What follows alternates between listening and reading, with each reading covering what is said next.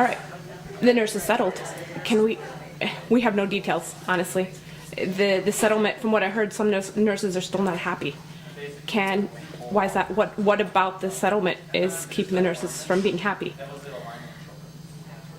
Well, it's not the settlement I would have dreamed of. We didn't get language for patient safety or staffing ratios or acuity based. We still have the language that we'll work on in our committees.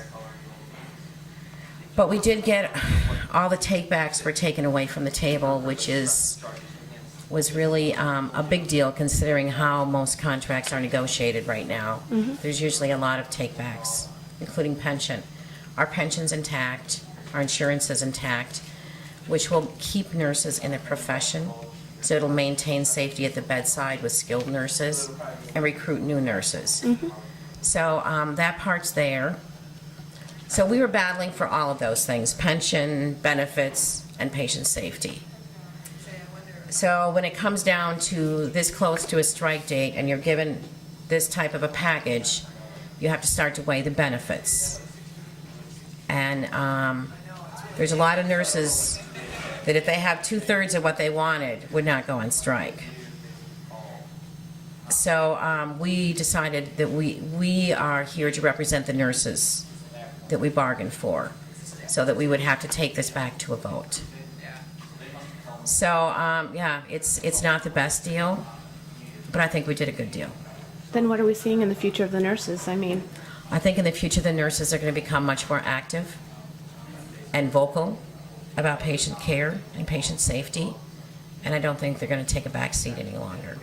Mm-hmm. I think they'll be much more outspoken, and I think they'll fight for change. They'll fight in the legislature and they'll fight in their committees. Was there any candidate support that specifically helped or hindered in any way? We had a lot of support. I'm terrible at names. Yeah.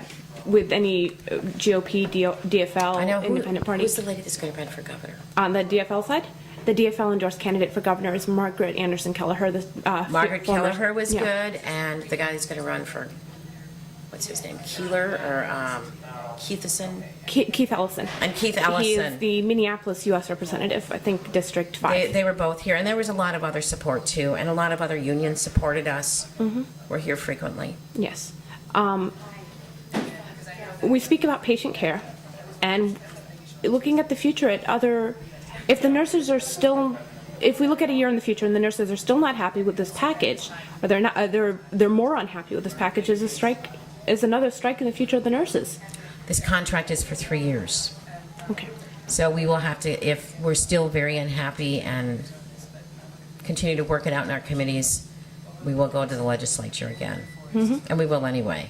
Mm-hmm. You will anyway? Yes, we'll go to the legislature for staffing issues. Okay, and would you do that unless things, are worked out in committees. Yeah, and what can we expect on the things that were not solved in the near future? Will there be a lot of these things that you talked about that weren't really these numbers that weren't provided for you? Will those be coming out soon?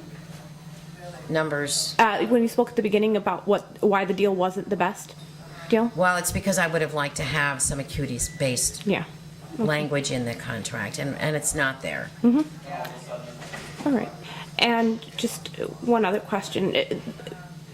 Patient care, I mean, what would have been the benefits of the strike right now? Maybe to get that language in the contract, but at this point we're halfway there. We have the benefits to maintain what we have for nurses and to recruit new nurses, which we were also fighting. The hospitals wanted to take away a lot of those things that were on the table. So we were fighting to maintain those, too, to keep people in the profession. Mm-hmm. So, and we got part of what we wanted, just not everything. Okay. All right.